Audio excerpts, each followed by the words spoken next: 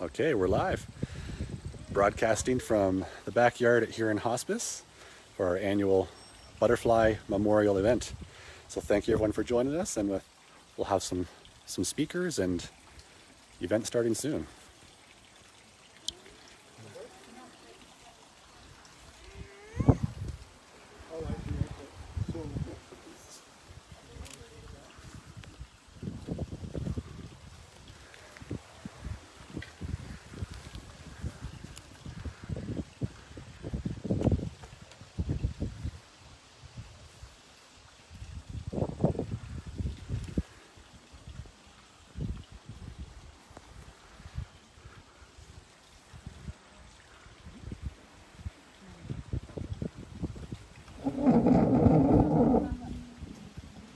Oh. I think it's just the wind, Christopher.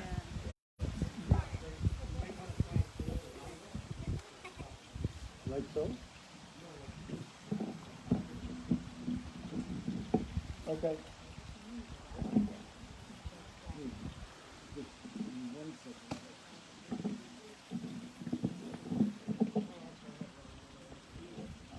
All right. Is that okay? Yeah. Can everybody hear me? If you can hear me, that's the most important thing.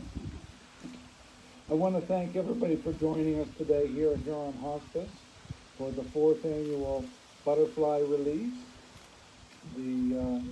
It's our butterfly release is it's a lot like what hospice is. We are all a collection of the stories that make us, and the butterfly release is a story in itself. It's a story of transformation and of beautiful colors and of life and happiness. Here at Huron Hospice, we're really pleased to be able to work with families so that the end of life journey is not as difficult as it could be.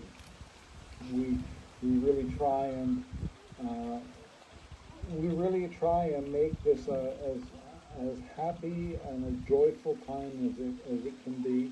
We prefer to think of our work as celebrating wonderful lives lived.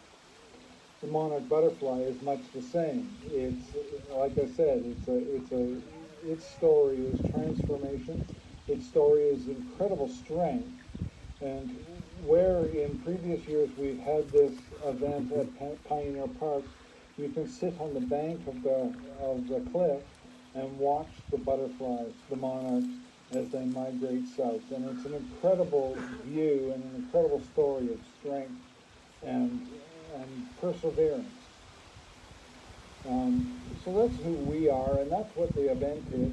I'm going to ask now Eugene and Gail to say a few words.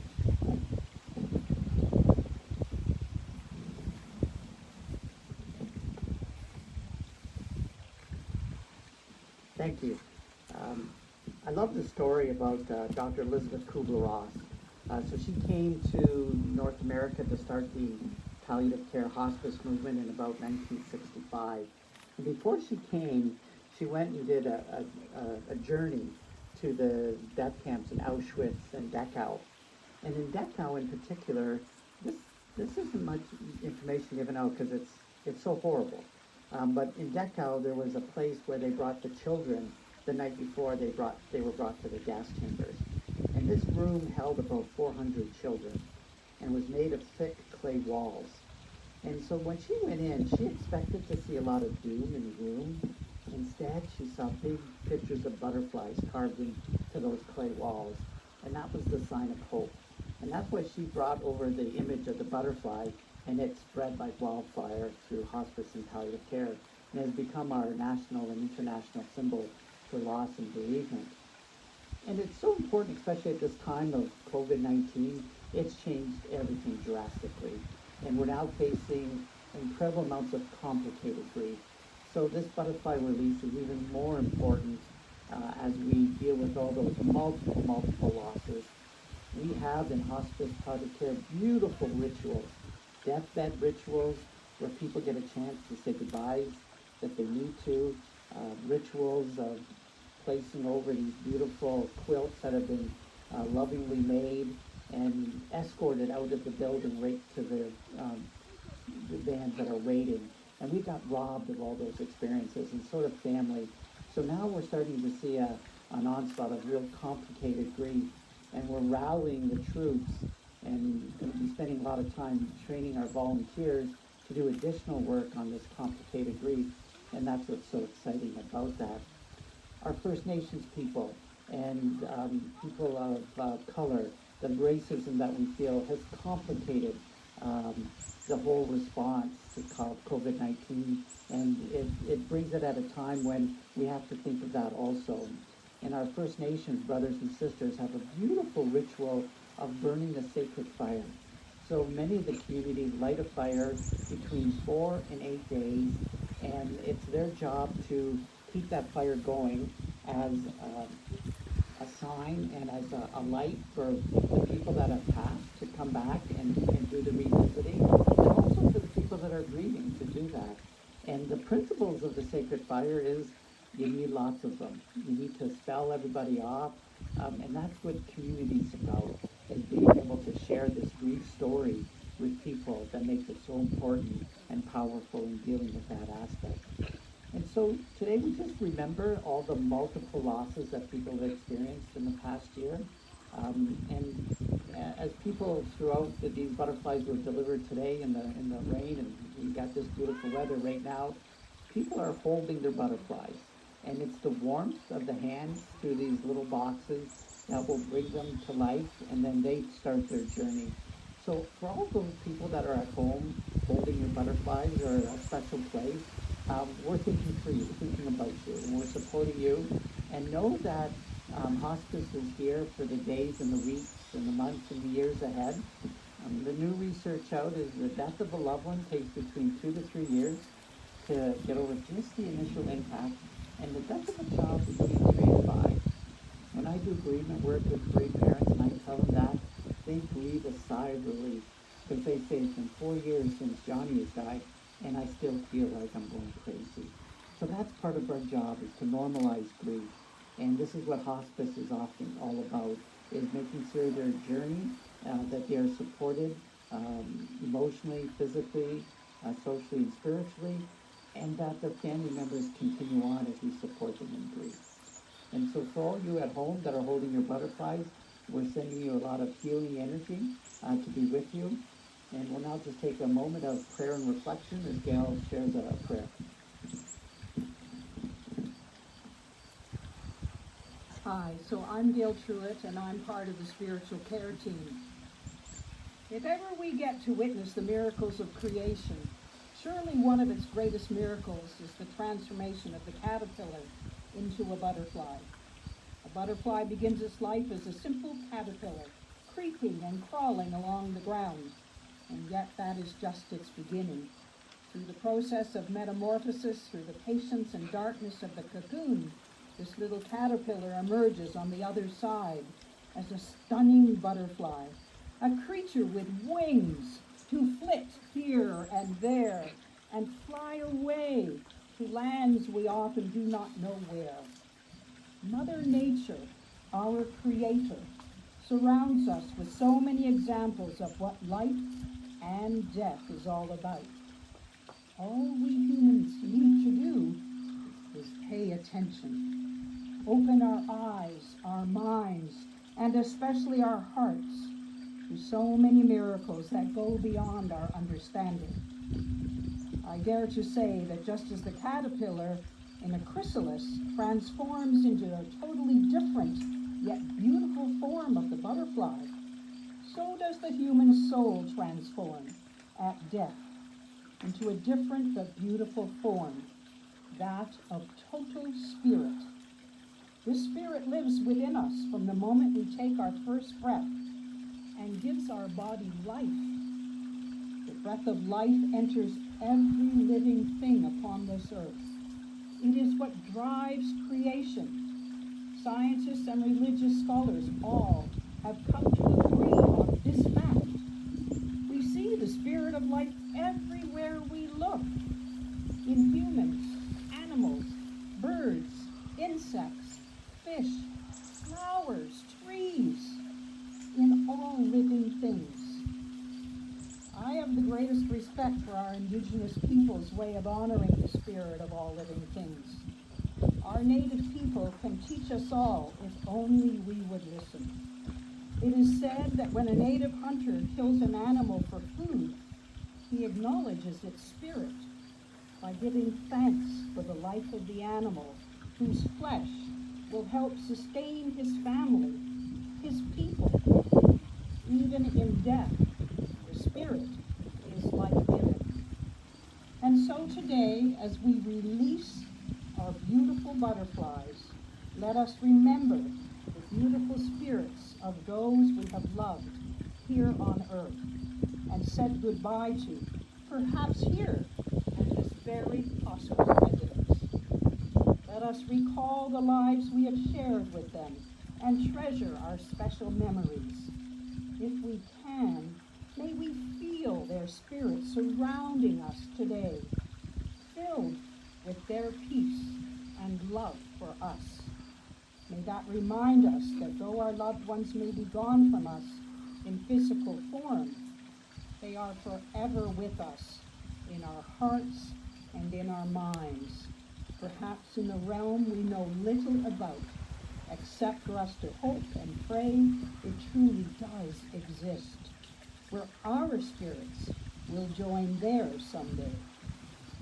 As is my custom, I ask you now to join me by bowing your heads in prayer, as I ask God our Creator to be with us today, as we release these butterflies into this wondrous universe, and also to pray for our troubled world and the challenges of the COVID virus that is going on all over the world. Oh, great love, thank you for living and loving in us and through us. May all that we do flow from our deep connection with you and all beings. Help us become a community that vulnerably shares each other's burdens with kindness and compassion. Listen to our heart's longings for the healing of our world. Be with us in our pain and sorrow, knowing we are never truly alone. Surround us with the love of those we have loved and said goodbye to here on earth. As we release these butterflies today, may we truly feel the lightness of their spirits of life. Knowing you are hearing us better than we are speaking, we offer these prayers in all the names of God our Creator. Amen.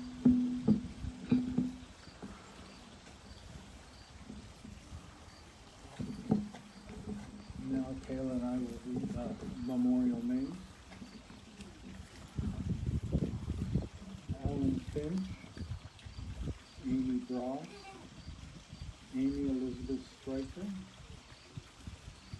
Amy Thomas, Anna Excel, Anthony Hay, Audrey Heinbach, Beverly Pounder, Bill Cameron, Bill Scott, B.J. Barlow, Bob Draper, Bob Gilliford, Brent Langan, Schroeder Allen, Bruce Richmond, the Bruxer family members, Captain Jamar Rasilaz, Carl Longman, Carol Jardine, Charles Mader, Clarence Beaver, Craig Hopkins, Dave Mounsey, Debbie Simpson, Debbie Smuck, the deceased members of the MIU and Halliday families, Diane Ryan, Dorothy Scruton, Doug Ritchie.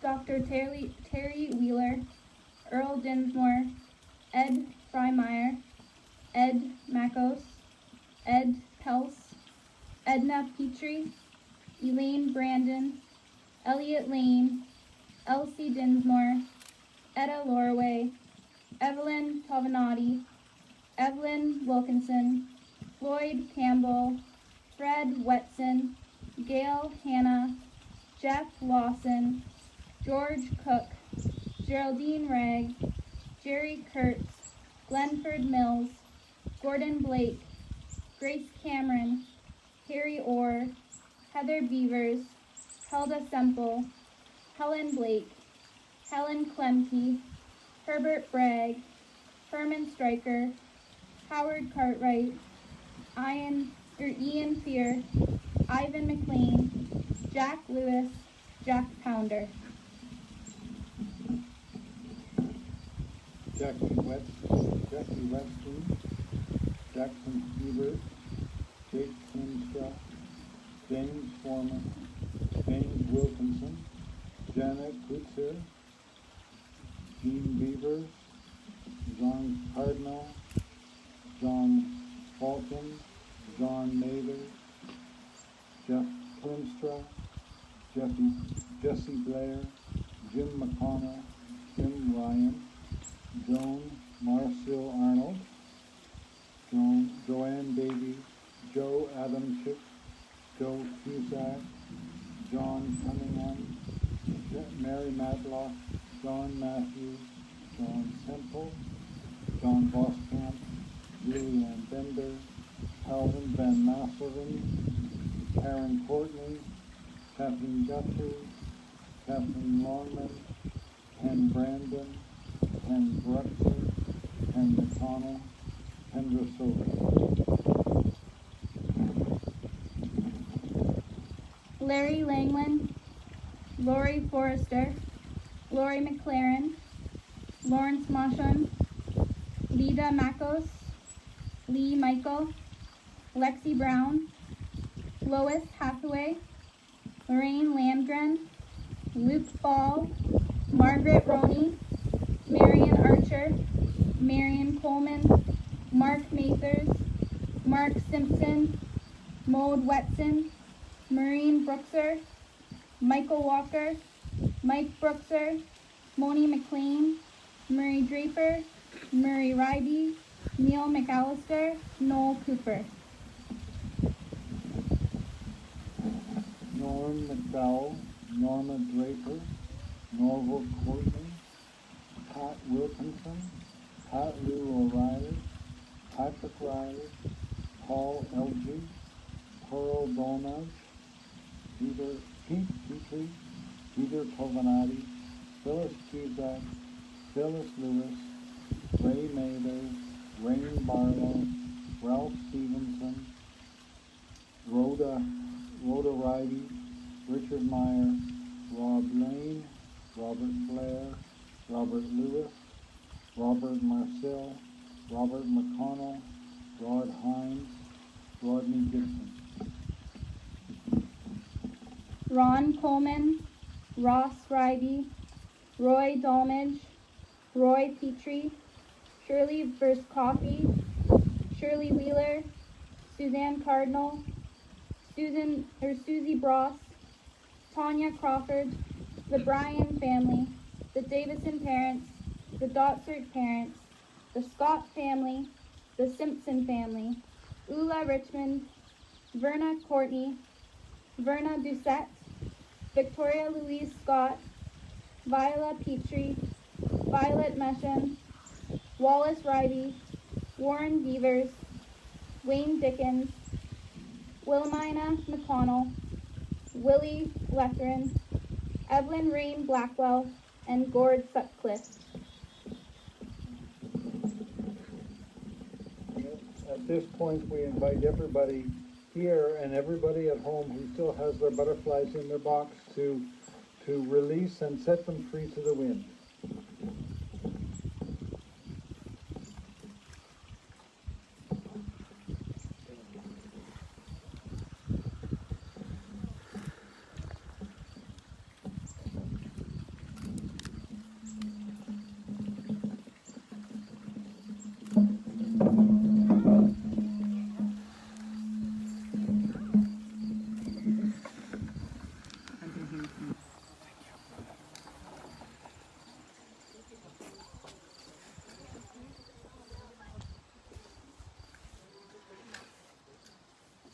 Oh, there he is. Whoop. He's gone.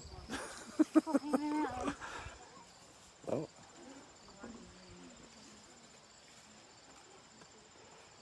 That one's still waking up. Oh, there he goes.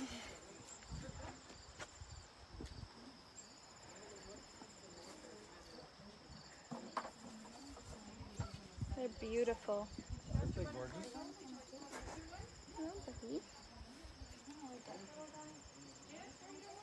Give them time.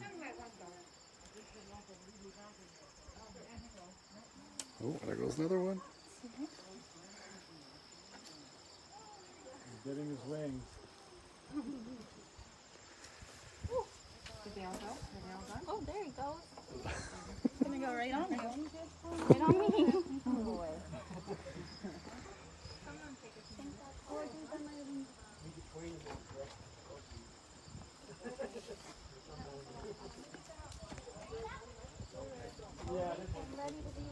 Have a few more words to say, or yeah, okay. I'll just keep broadcasting. Oh, there it is. So pretty. See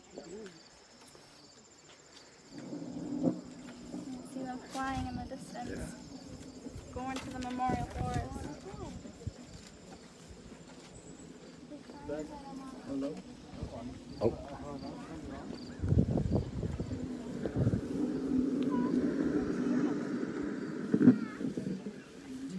check it again. Okay. Yeah. There's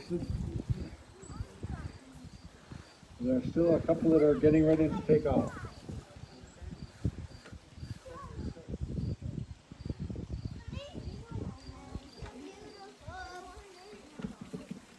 This concludes our butterfly release. I really thank you all for joining us here at the hospice today. And I thank all of you people at home for joining us, for coming and picking up butterflies, as Gail and Eugene said, in the rain.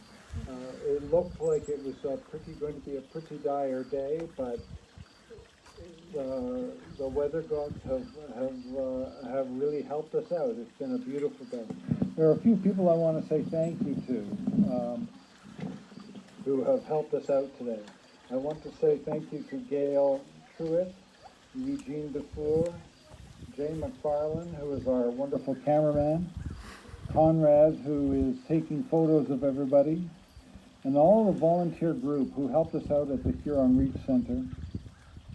Tony Davidson, who helped us set up all the sound, and who I tease incessantly about whether things look right, but they always do. And one special thank you to Kayla Gauthier, who is our summer student this year and who organized this event and agonized over it, but it worked out down to the minute. Everything worked out perfectly. So thank you very much, Kayla. I also want to say a special thank you to a number of sponsors who helped us make this event a successful fundraiser for Huron Hospice.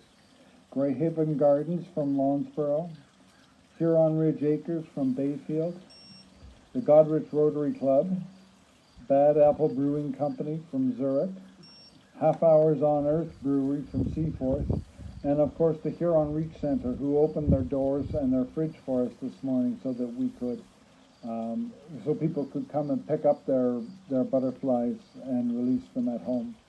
I hope that we can all do this again in 12 months' time, and that we can do it without masks, and we can do it all together. But thank you very much for joining us.